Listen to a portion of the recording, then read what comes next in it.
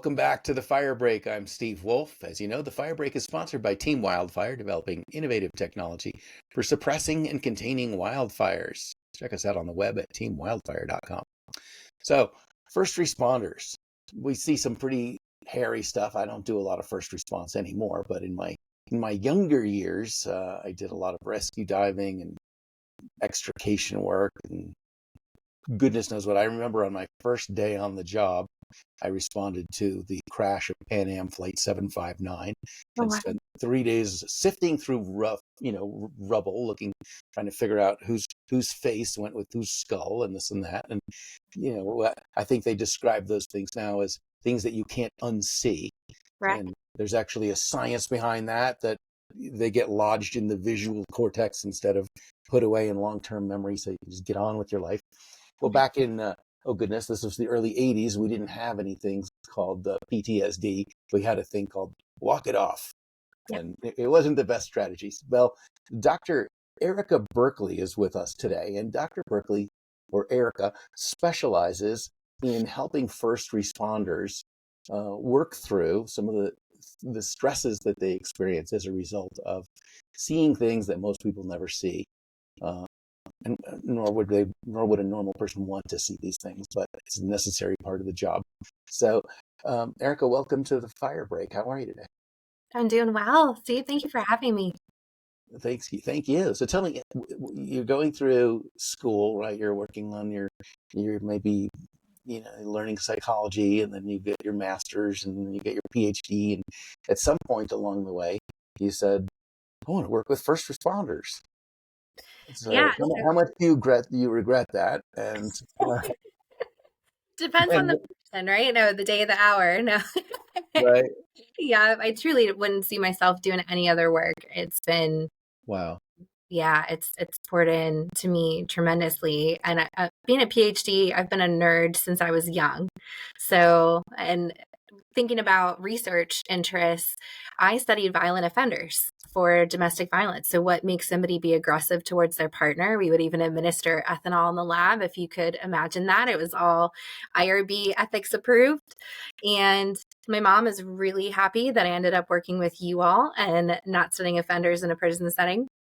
And so as part of our training, we have to do clinical work and learn how to do therapy. And I, of course, studied aggression in the context of relationships. And there was a researcher who was delivering a couples-based treatment for PTSD. And they were doing it in a weekend retreat out in the country with several families. And these were military members, veterans, active duty reserve. And I started at the VA, I believe in 2014, and absolutely fell in love with trauma and treatment, really reinforcing the home front. That's where it began and blossomed from there. I did my internship and postdoctoral fellowship at the Cincinnati VA Medical Center in trauma treatment, and then transferred over to an academic medical center at UC, University of Cincinnati, in psychiatry.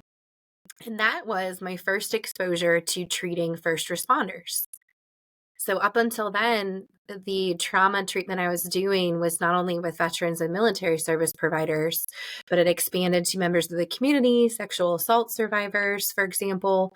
And I remember very clearly seeing my first police officer and my first firefighter couple in treatment. And I was struck by the nuances of way more cumulative trauma over the lifespan of first responders being exposed to trauma in the communities in which they live, in which their family and loved ones live in, and the dynamics of shift work. So going back and forth from, what can be the trenches on shift and coming right back to the home front, and then going immediately back and, 24 or 48 or 0 hours working overtime.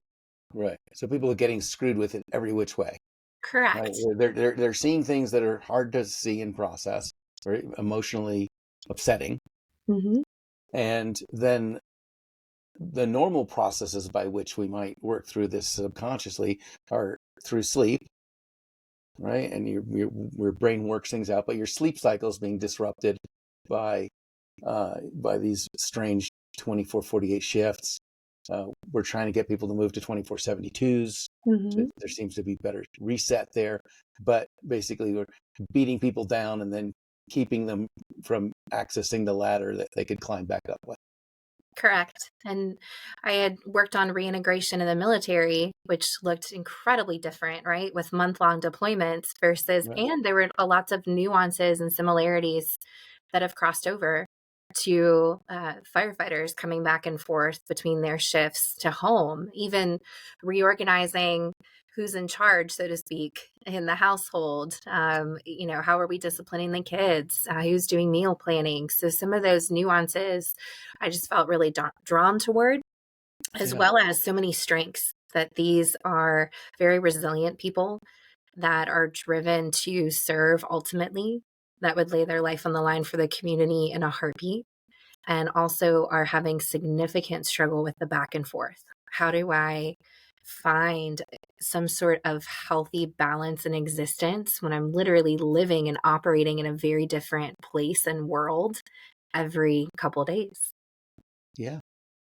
So as you moved through, the evolution of this, first of all, what were the beliefs about helping people through this kind of trauma when you started, and how has that changed since you've applied your brain power to it?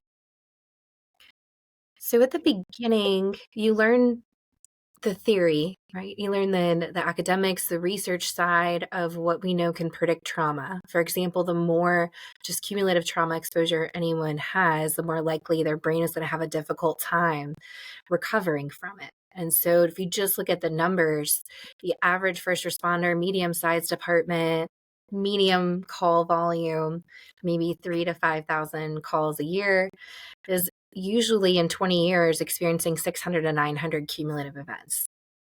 And Okay. so that is just a tremendous amount of trauma exposure for our brains to try to make sense of. And so when I began treating first responders in a medical setting, in a hospital setting, I've really quickly learned that I cannot stay in my office next to our level 1 trauma center with medic units going by with their lights and sirens every 5 minutes. Oh, I right. expect them to know who I am, trust that I'm there to help them and sincerely care about them specifically. I've got to get out of my office and I have to establish relationships. And so this was during the pandemic that I really pivoted to serving healthcare workers internal to the hospital who were having a tremendous difficult time providing immense amount of palliative care, Right. and also first responders who uh, were kind of positioned in difficult spots of what do we know and not know about COVID-19, in terms of wearing masks, being separated from our members inside the firehouse, outside the firehouse. It just caused tremendous stress. And that's when I really specialized in working with this group. As soon as I could, as soon as I got the green light, I jumped on a fire truck.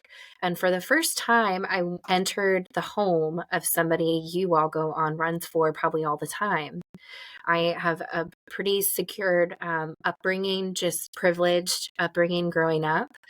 And even as an outpatient therapist, I um, people would blur their background. I wouldn't really see the conditions in which they live. And so when we got a call for somebody who was acutely high, likely on methamphetamine, we go into the home, and it's a single story home, not very large. And the firefighters I was with said, keep your arms in, don't touch anything, stay behind us. And as we entered the home, I've never seen living conditions like that. So you could identify bed bugs crawling up the walls.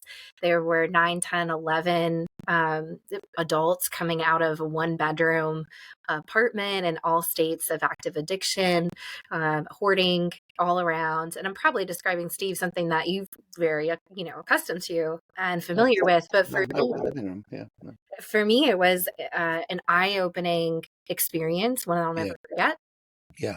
of these, there are complexities to what you do. I felt a lot of emotions, fear, horror, disgust, sadness, grief. And so often you all become, when you need to, you become desensitized to that. And some compassion fatigue can happen as a result of going to the same house and then re-administering Narcan. And as a clinician, without following in your footsteps, at least to some extent, spending time around the kitchen table, getting to know you all and establishing relationships, I think there's a lot of a divide of understanding and experience that really needed to be, addressed by doing a good amount of ride time. I've learned more on every ride along or every meal I've shared with the first responder than anything I've ever learned in a seminar or a book. I bet you have. And so did you get to see things that would be exemplars of the type of things that you're helping people work through? Like, did you get to experience yourself some of the traumatic responses to things that you saw during the ride along? I remember the first structure fire I was ever called to. I did ride time maybe for a half a shift with a local department. We went on a few calls where they were the second or third truck in, they weren't first due, and we actually weren't needed, so we returned kind of slow and methodical back to the fire station. And then a structure fire call went out, and I remember the captain turning to me and telling me to run to the truck. And so I'm running to the truck. I barely make it in, and everybody else in the truck is fully geared up, and we're flying down the streets of Covington. So lots of hills and narrow pathways. We get to the structure fire. It's fully engulfed in smoke. It's about to be engulfed in flames. They pulled someone out who was not conscious at the time.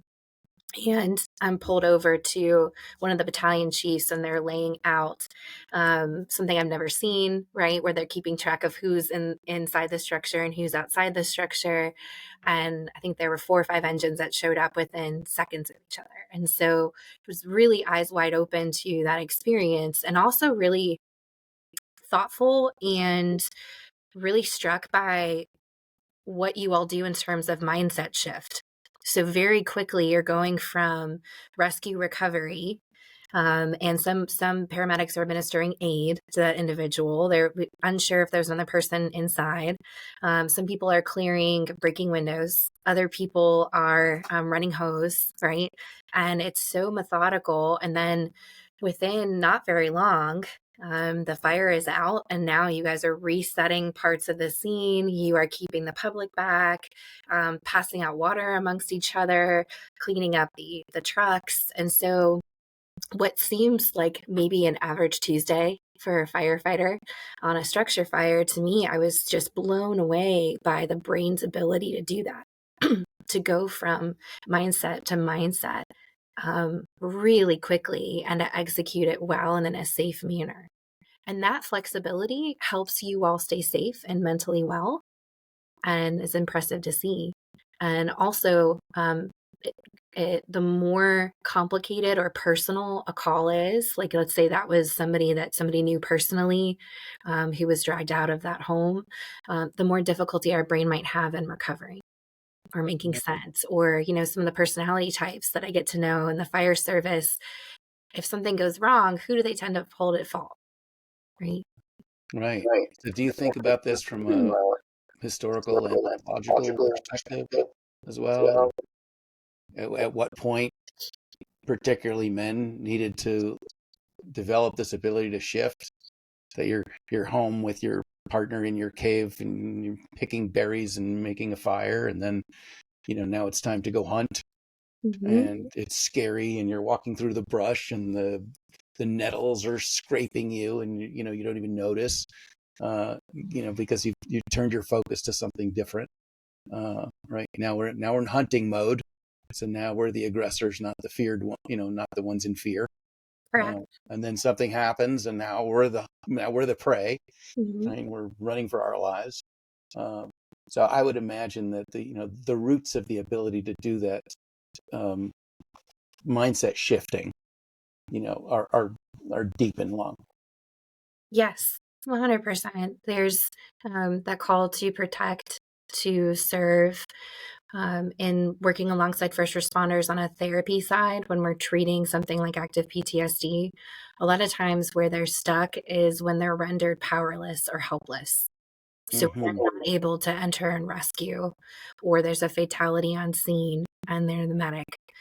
So when they're rendered unable to protect or rescue, it can challenge maybe those innate values and core parts of them that can just be difficult to come back from. And so it's very, very healthy for first responders to regularly remind themselves of their limits of control and influence. You kind of ideally you train for that and think about that on the easy calls, where it's easier to just say, this was an elderly person who likely lived a great life, right? And who died in their home peacefully. That's a lot more easy to what we call accept. Yeah. That was the outcome and there was no aid to be rendered. It's a lot more difficult for us to accept when it's an innocent child who's the victim of something that maybe could have been prevented way further up the road. For example, a heater left on in the bedroom, but for that first responder to say, there's nothing I could have done different. So even though the outcome was what it was, I am not personally a failure. Right. I shouldn't have, could have done something different. In fact, the facts are what they are, and it's tragic. And a lot of men also just have a lot of difficulty confronting things like grief and loss. And so being able to do what we do now, where we exclusively see first responders, I have a small clinic where I treat them in therapy with their partners or significant others or solo, but also do some psychological testing and training. The idea is that I get upstream a bit. So I check in, give them the tools to be well and stay well, including what we call wellness visits. So we contract with the departments. I've met with unions to address any concerns about privacy or confidentiality. We assume that they're doing well and we check in on them, where everybody has the opportunity to meet with a mental health clinician. We go over best practices for sleep, Steve, that you mentioned earlier, and also how to transition well. What's that? Best practices for what? For sleep. For sleep. Mm-hmm. So how to keep your sleep consistent and efficient, how to get the highest quality restorative sleep, even if you're only going to get 3.5 hours before the first tones drop. So if we just wait for people to come for therapy, we're missing a huge part of the fire service. And so I've learned in working with you all, not only do I need to build relationships, and that takes time, and trust is hard earned and easily broken, I think, as it should be. But also that we're getting ahead by talking to people in the academy, maybe fresh in about how to stay well and be well, what to do when anything trips you up, that it's no big deal to seek peer support or talk to a chaplain, and then checking in on people throughout their career to stay well, including running a clinic. Wow. One of the strategies that I'm getting feedback. Can you lower the volume? Yes. My side. Let's see if that works. So one of the strategies that I stumbled upon just last week in a conversation with someone was changing our definition of what the mission was. That if you think that the mission is to save lives and then you didn't save a life, then you failed in the mission. Whereas, that's how we would see it. Like, oh, something happened and I was supposed to go save this guy's life, and then he died, and I did CPR, and it worked 1 out of 24 times. What's going on, right? So I changed the mission to, our mission is to give people the best chance of surviving, and then it's not really outcome dependent. Like, well, I did all the things I could do to give them the best chance, and at some point it was out of my hands, but I did all the things I was supposed to do. And so therefore, I succeeded at my job. So we just took the outcome out of the formula for what success looked like. I don't know if that's helpful or. 100%, because it takes that, it helps with responsibility of not over assuming responsibility for outcome. And you all are in the literal business of bad outcome. So Of what? of bad outcome. About bad outcome. Yeah. Yeah, you're in the business of people calling you when maybe something has already started to go down an unsafe, dangerous recovery type of a mode.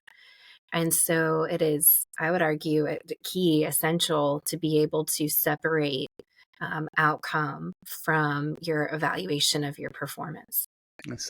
Tell me about this uh, psychological inoculation process Mm-hmm. of. I'm guessing that you do that because people who build more healthy resilience in a non-stressful situation fare better when they go through a stressful situation.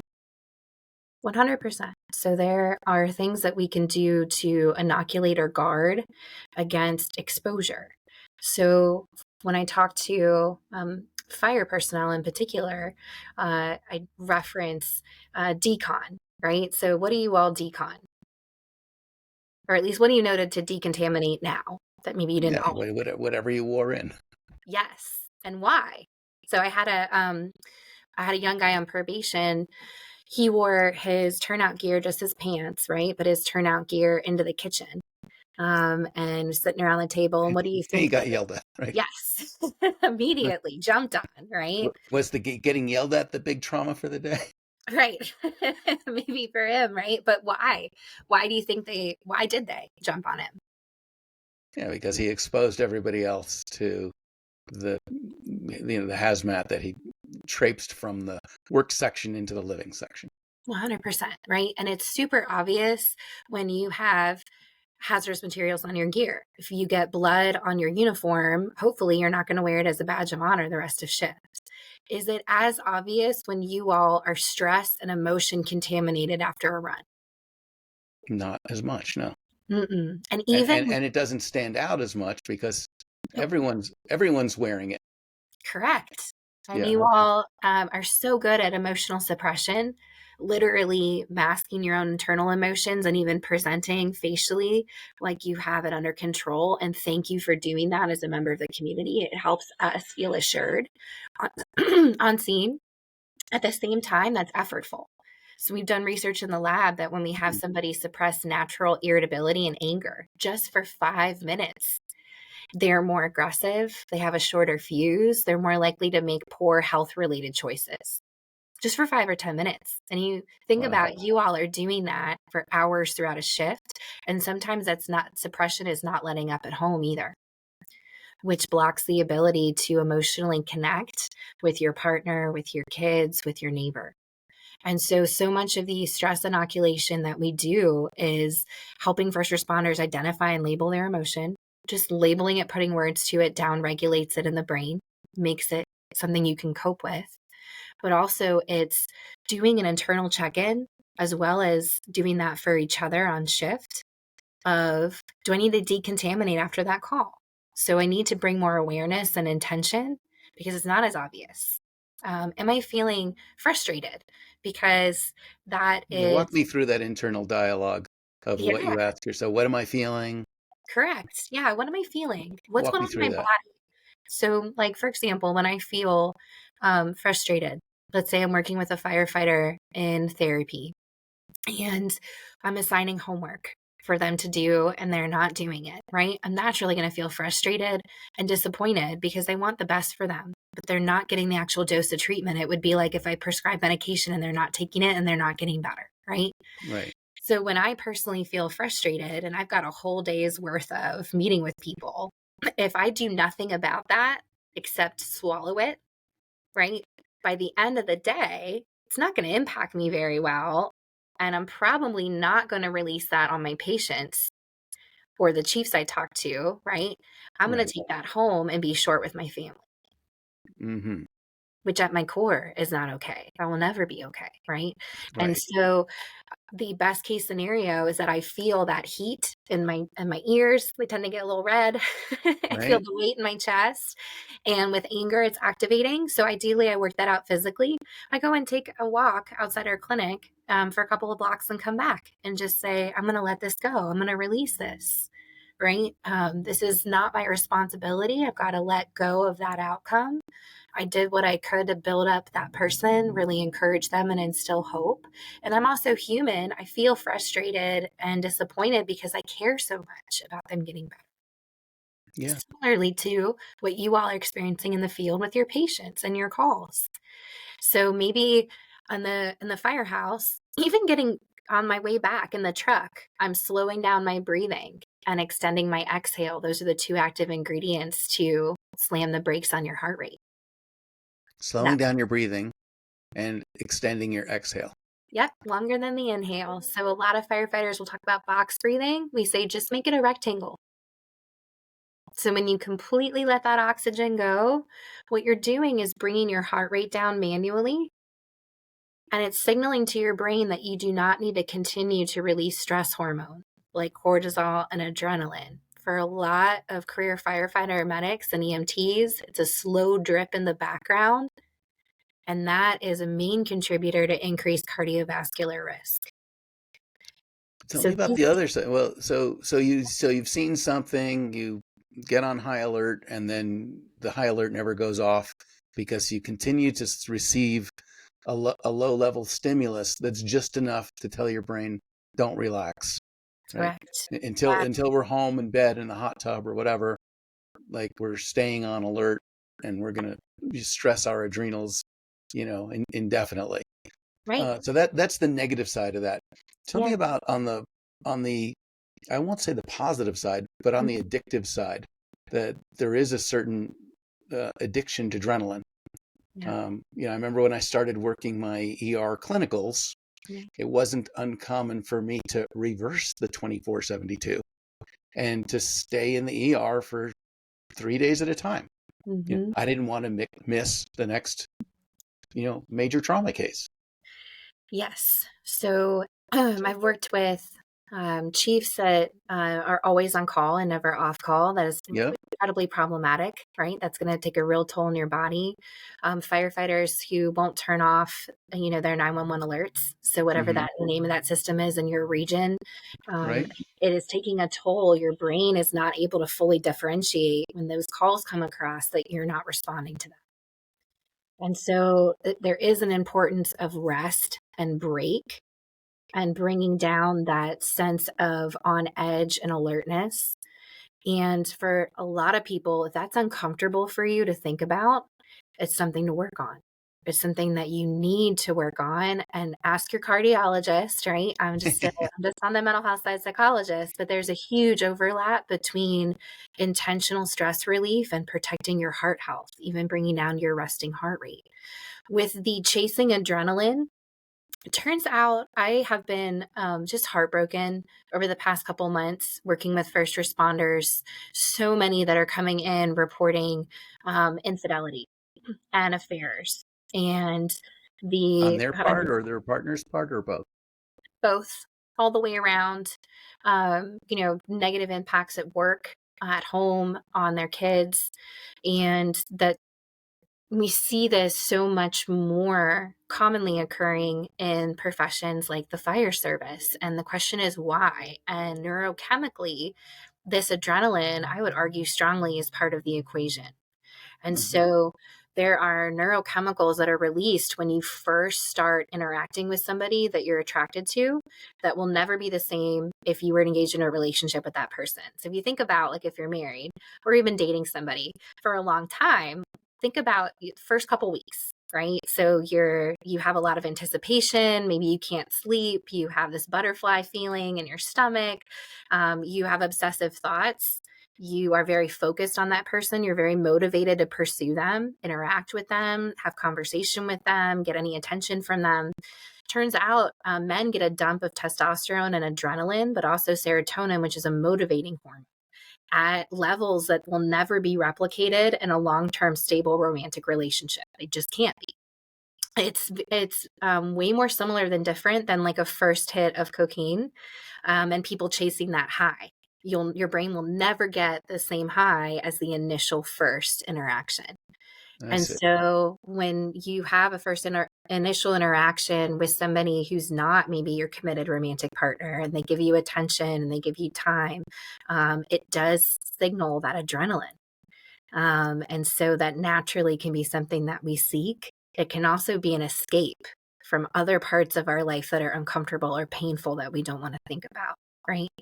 Right. And so that's something that I've just seen, been exposed to more. And as a clinician, we are impacted. We do care about you guys deeply.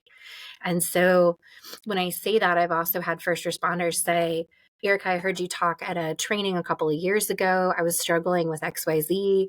I knew I needed help, but I didn't want to burden you.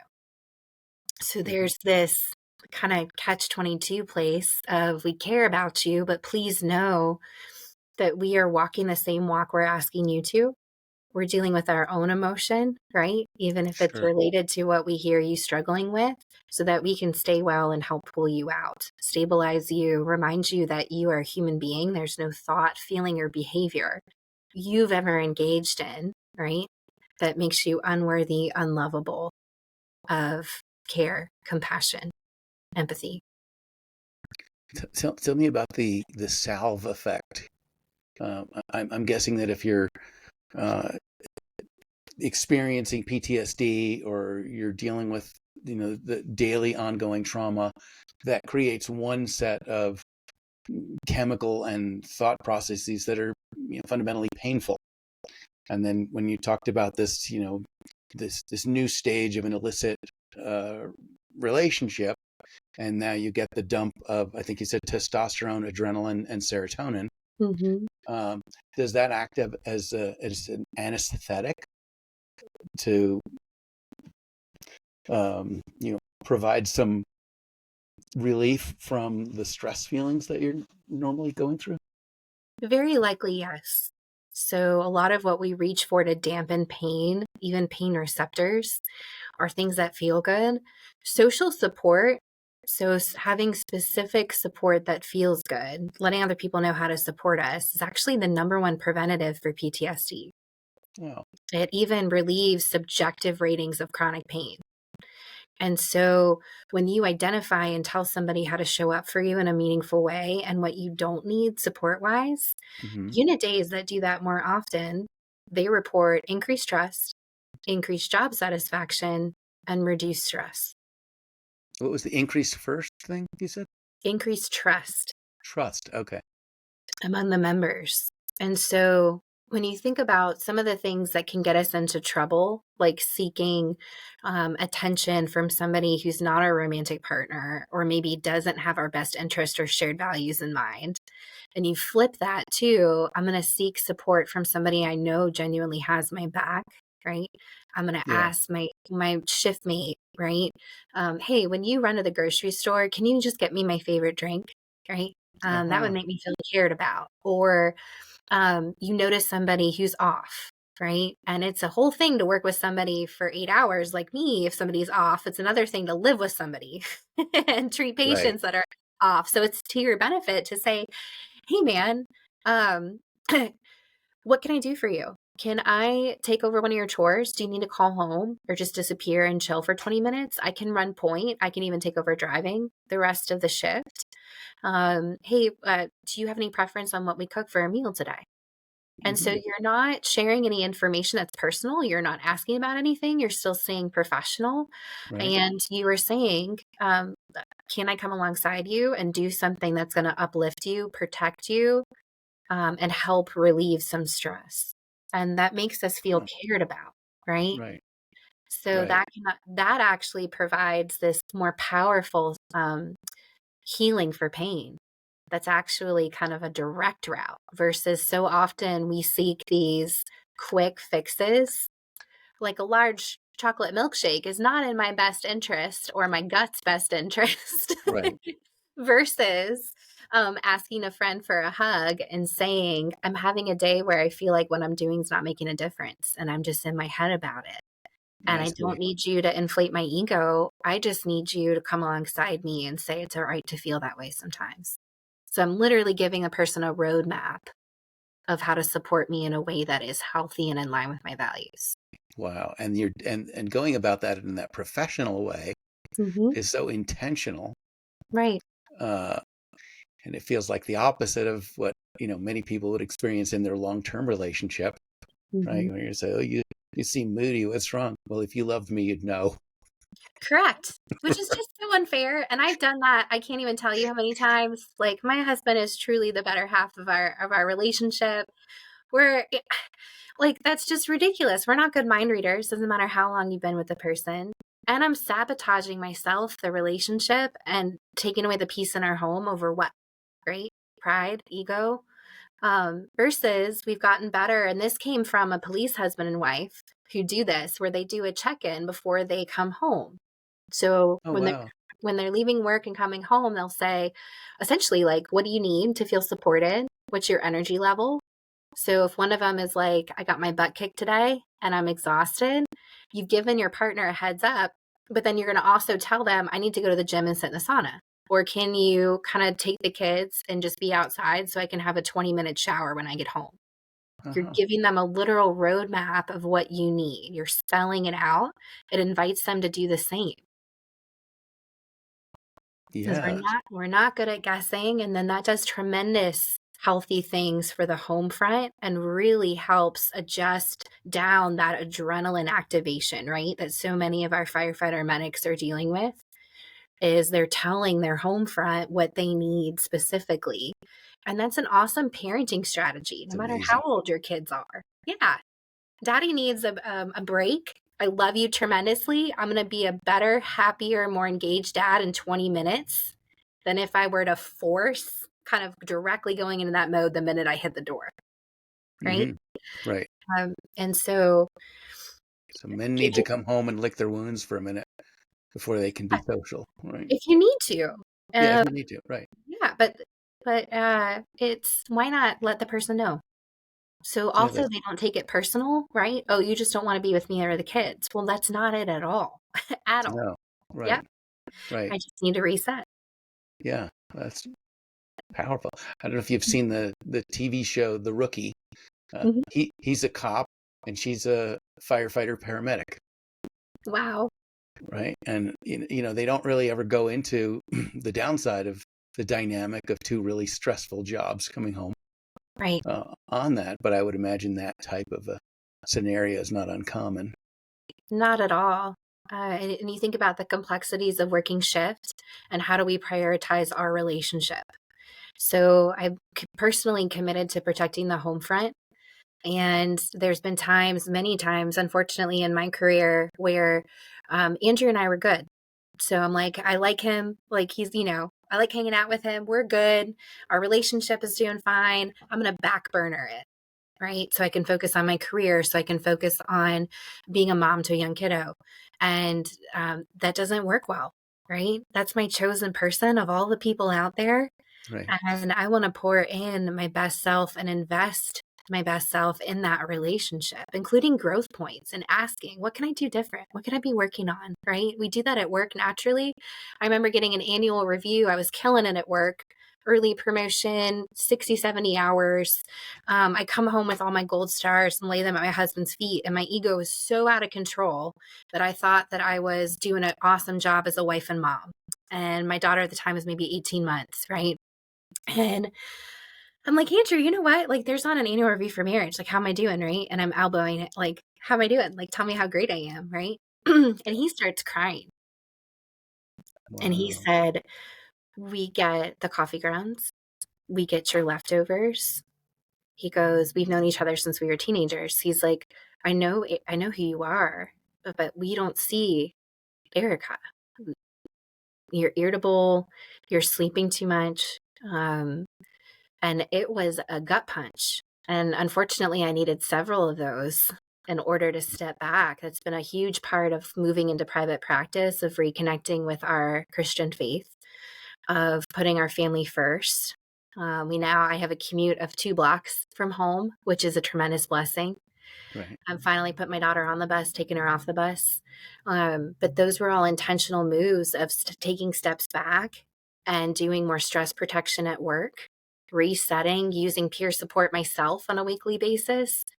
Just so many things so that I have the energy and effort to give my husband, right? He's absolutely worthy of that. If I'm completely running myself ragged at work and giving everybody else my best self, I'm not going to have anything left. So personality types that tend to pursue first responder work, sometimes we go all or nothing, right? I need to Sure. bang out this shift. And if we do that and we never kind of stop, take a break, do a workout, sit and read a book on shift, tell other people how to support us, by the time we get home, we're going to be exhausted and we're going to need a tremendous amount of time to recover. And that time comes from somewhere, and it's going to come from the people we love most. Yes. If I could divulge something deeply personal and potentially embarrassing, I watch American Idol. Yeah. And, That's where this is and, going. right. It's great. But one of the pieces of advice that, they give, they say, when you go out there, leave it all on the stage, right? Put it all in. Yep. And then we wonder if they've left it all on the stage, then when they come back into their own families, it's a similar thing, right? So that an entertainer who's doing a live performance is doing something very similar to what you were describing when you're leaving it all at work. You put all that effort in there, and the accolades, right? You get accolades when you do a great job at work. You get the applause when you do a great job on stage, and then you come back in your life, and there's no correlation between having served your audience or served your professional community and having served your family. Like, just because you did one doesn't mean you've done the other at all. Correct. Yeah. So I'm glad Andrew was able to give you that nudge a few times. Yes. And that you were receptive to that. Yes, it's a journey. So even just a couple of weeks ago, he said, you're working too much and you take some time off. And my initial reaction was stubborn and grumbly. And then the next morning I thought, what's his intention? Like, of all the people out there, right? He loves me. That's his intention. He's reining it in. He's saying he's helping with like my bumpers, right? My guardrails. And I'm so thankful for that. And that's such a tremendous gift versus the passion that we can bring to serving others can sometimes burn us a little bit, right? If we we hold it too tight. Yeah. So I'm guessing that the equivalent of getting to a structure fire and no preventative work had ever been done on that house, and the house is lost and the family is lost. The equivalent for you, I would imagine, be when you lose a client to suicide. Can you talk about that a little bit? Yes. So those are some of the just darkest moments of doing this work. And I can tell you, and a lot of times it can just confront naivety, ego, responsibility, how you stay well in this work. And so I was at the wellness visits that I mentioned earlier. So those are proactive. They're not a medical appointment. We don't do any assessment or treatment. And we don't necessarily even talk about suicide other than saying, if you bring it up, we might have to act on it, but also here's emergency resources. So I was doing these wellness visits in a dispatch center, and I'd gotten through about half the dispatch center of meeting with them, and eyes wide open to what they experience. It's just tremendous, right? In terms of their unique types of trauma exposure. And I was at a dinner with family. I had my polo for my peer support team in the back seat, ready to go. And I got my first call out, which I was thrilled to get, which I know you guys can understand. Some people can't understand the excitement of being called into something bad happening, right? But you're being utilized. And so I told my family, I gotta go. I have a critical incident that's happened. They need me to help debrief with the peer team. I got my polo on. I've got this excited energy, right? My first time ever doing something like that. And I get to the dispatch center, and all I knew was that somebody had passed away and that they wanted peer support and a clinician and a chaplain just to be in the background in case anybody wanted to pull us aside. So we weren't being a really active presence. We were more of a supportive, passive presence. I get there, and my dear friend Bob, chaplain who I know really well, who's supported me personally, he tells me what happened, and it was a confirmed suicide of one of their members.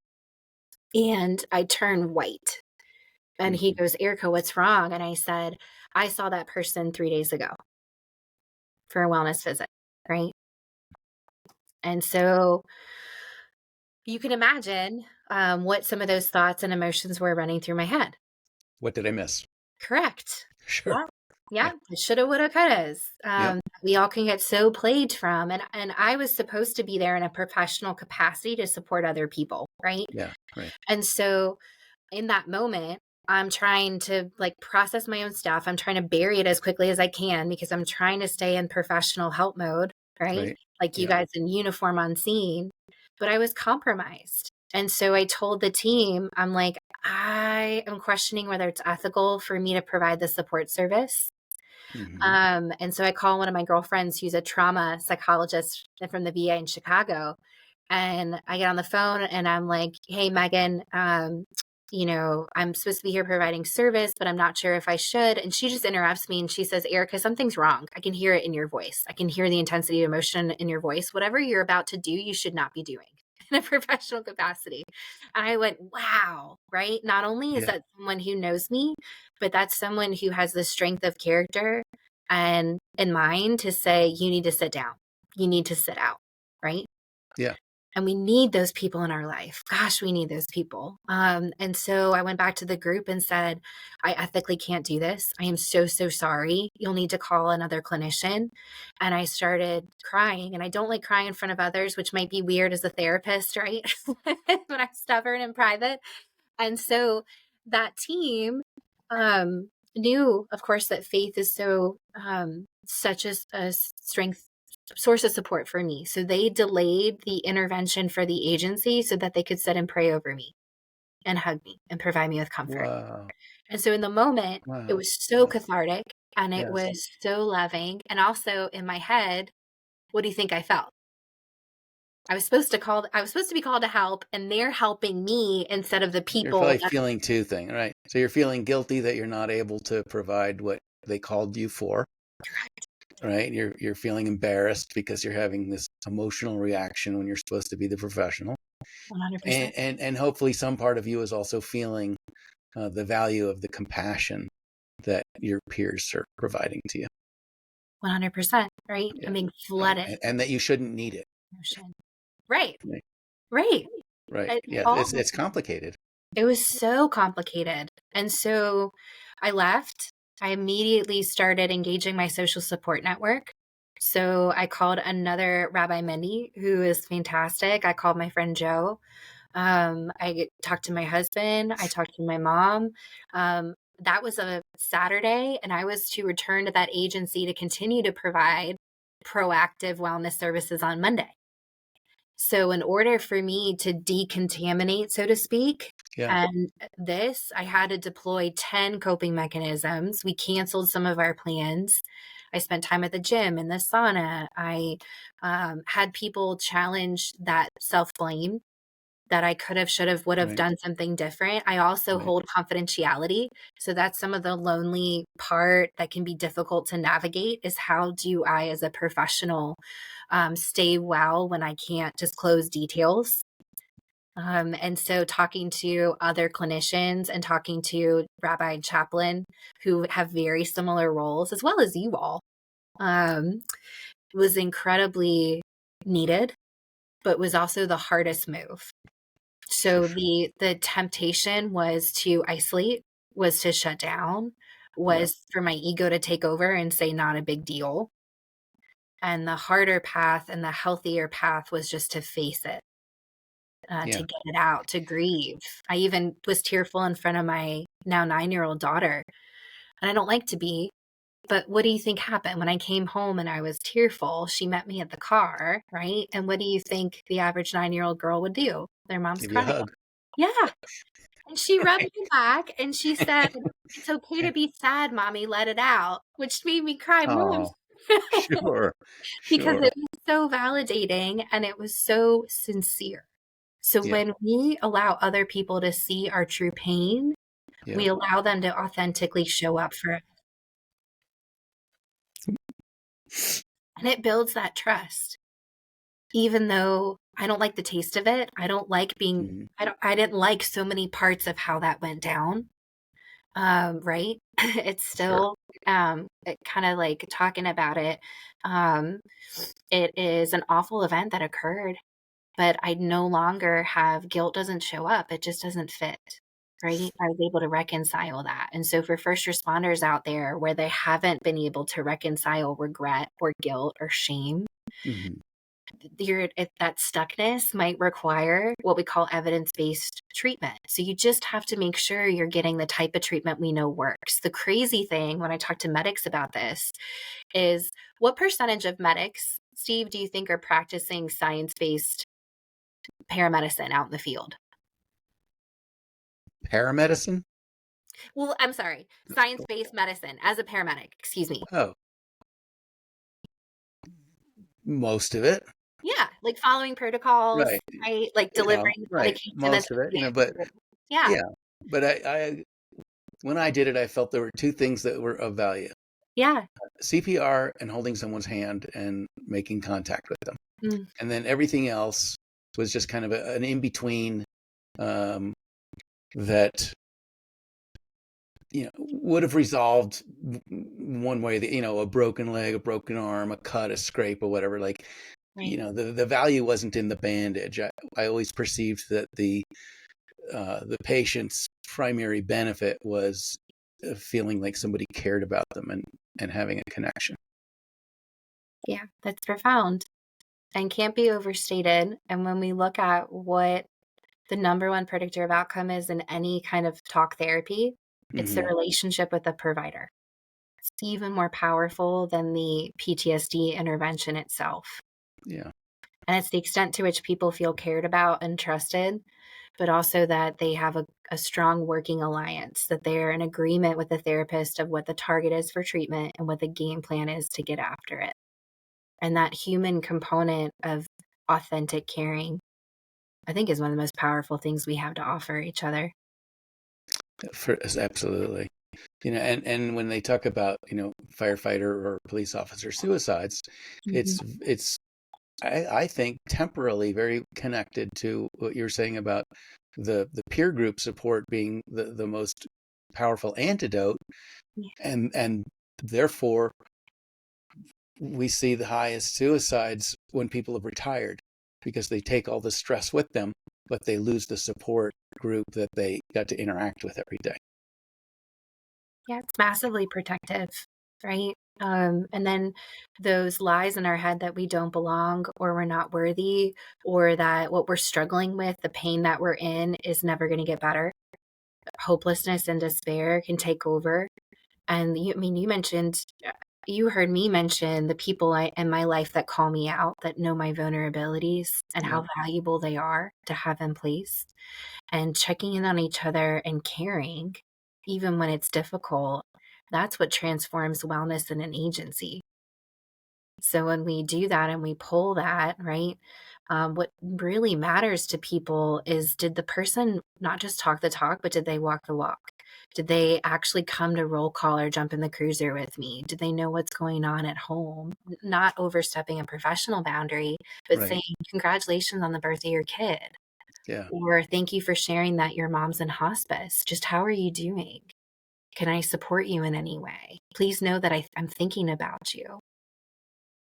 That part as a clinician is something that we want people to know, that we've worked with directly or not, that we think about you, we genuinely care about you, we want to come alongside you and be helpful. Over half of first responders that die from by suicide have met with a mental health clinician before. And so thinking about the nuances of that, of how do we continue to show up for people and come alongside people, even when maybe they think that they're not worthy or they're not disclosing that. The thing that scares the crap out of me is I'm not very street smart at all. When I travel, my husband regularly texts me and says, look around, not everybody's your friend. You don't need to start conversation with all the people. Um, I cannot look out at a group of firefighters I'm talking to about anything, and I cannot tell who's suffering. I can't tell who's struggling in their relationship. I can't tell who is thriving at work. it's very difficult to read, Yeah. for me at least, when one of you all are in that kind of a place. This sounds like something that would be really great. It wouldn't take much time, but to add to roll call, right? 100%. We're going to go, we're going to take a minute and a half. We're going to go around the room. And if anyone is dealing with something that other people's compassion would be helpful, Mm-hmm. say it, and we don't have to make a thing of it during the shift, Mm-hmm. right? But if someone, your mother died, okay, you're having trouble at home, your son got kicked out of school for whatever, right? Just so we know, and it's not gonna have an overt, impact on how we interact professionally during the day, but it's Right. gonna add that subjective compassion that Yes. we're gonna watch out that we're not overloading people who are already largely loaded. Correct. Pain is Yeah, universal, and life is, not fair in terms of who gets the significant amount of stress loaded on top. The job is hard enough, I like to say, right. right? Yeah, And so even saying like, how can each person be supported on shift? How right. can each person be supported on shift? Does somebody want something specific for dinner? Does somebody Right. want you, if they can, switch off the medic unit? Making it available for people to voice a little bit of influence over how their day goes and how people show up for them is huge, because you all don't have much, if at all, influence on what calls come over, on how the call's going to go. You mentioned on the outcome, right? We have some factors that some calls where we might be able to very much impact the outcome, and some calls where the outcome was determined before the dispatch ever went out. Sure. And so checking in on each other and supporting each other is within our ability. I've also challenged shifts to just share one emotion, just an emotion check in. Hmm. You don't have to even say what the emotion's related to. So I'm feeling goofy. I'm feeling energized. I'm feeling aggravated. I'm feeling overwhelmed, Hmm. right? Yeah. Um, that is a ton of information. And then, presents the opportunity for someone to be supportive. When I come home and ask my 9-year-old, how did your day go? She says, fine, Fine. good. Yeah. That was When you cool. Fine. Yeah, and that's what you all say to each other. Right. Somebody's off and you're like, "Hey, what's up?" Yeah. They say the same thing. That's not helpful, it's not informative, and that doesn't connect us. And I have a question that is probably something we would deal with on another episode, Of course. but it was something that I experienced in my early 20s when I was riding an ambulance. Um, was what do you do when the medical protocols are in opposition to what you think the right thing to do is? And I remember I had a patient who's a 96-year-old guy, Mm, you know, basically died of cancer, mm. and the protocol was to run CPR until we got to the hospital. And I just thought, what a cruel thing that would be. God forbid we bring him back and he can sit there and be in agony for 2 more weeks before he passes again. Yeah, Uh, that you can't really codify, what's always the right thing to do. correct. When you have protocol up against medical ethics, and you have your personal human values for compassion and care, then you're concerned that something is going to acutely cause more pain or not be in the patient's best interest. Those are some of the hardest places for us to be as providers, and can cause a tremendous amount of stress as well. So even just stress being in the position, let alone making the decision and seeing or not seeing what the outcome was, Yeah. it can weigh on us again because we care. We can evaluate, and our brain will oftentimes, in a healthy way, imagine, what if that was my parent? What if that was my grandparent, right? Right. How would I want to proceed here? And what are the limitations of what I'm called to do? And so often it's incredibly important. We call it consultation on the professional side. I get so much more out of it when I do that, of course, with people I also have some awareness of my personal tendencies and value set to be able to speak to it and pour into it. Validating the difficulty of Right. running through the protocols and ethics of confirming that this is a like impossible situation. Yeah.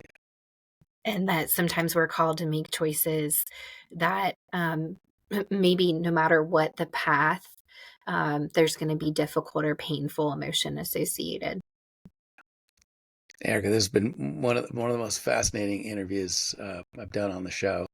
And there's many people who have jobs that are specific to a particular function, right? I do prescribed burns, or I do high angle rescue, or and if you're not in that field, then it's just an interesting exploration of someone else's job. But Yep. it's not.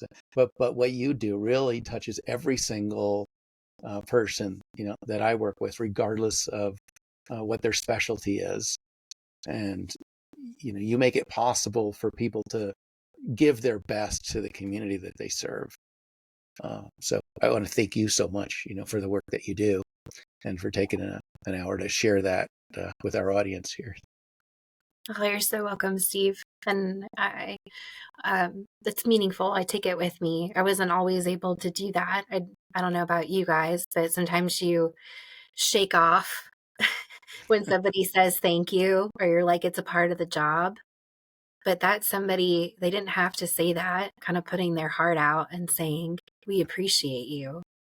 And we all need to, I don't know, take it in and help it fuel us in those moments that are hard, right? Yes. Right. That there is still meaning, there's seeds being planted, there's work that is happening that's in God's hands. And that I might not ever see or be a part of. So thank you for what you do. Thank you for getting this information out there, and for being a lighthouse. It's so valuable Thank and you. important. Yeah, I I appreciate appreciate that. Dr. 𝐸rika Birkley, first responder, psychologist, Dr. Birkley. Are you a psychologist? Is that? Yep. Okay. Well, keep the people who serve at their best, and minimize what they experience as their worst. Yeah. So thank you for what you do. And I definitely want to have you back on the show to pursue this more. We've been chatting with Dr. 𝐸rika Birkley. You can find her on the web at burkleyconsulting.com. And I thank you again. Folks, you've been listening to or watching, hopefully watching, because, a couple of really good-looking people on the show today. It would be a waste if you only heard this. But you've been experiencing the Fire Break. I'm Steve Wolf. We're sponsored by Team Wildfire. And until I see you next, take care of yourself and follow some of Dr. Birkley's advice. Ask yourself, what am I feeling? And right now, I'm feeling like saying, see you at the next one.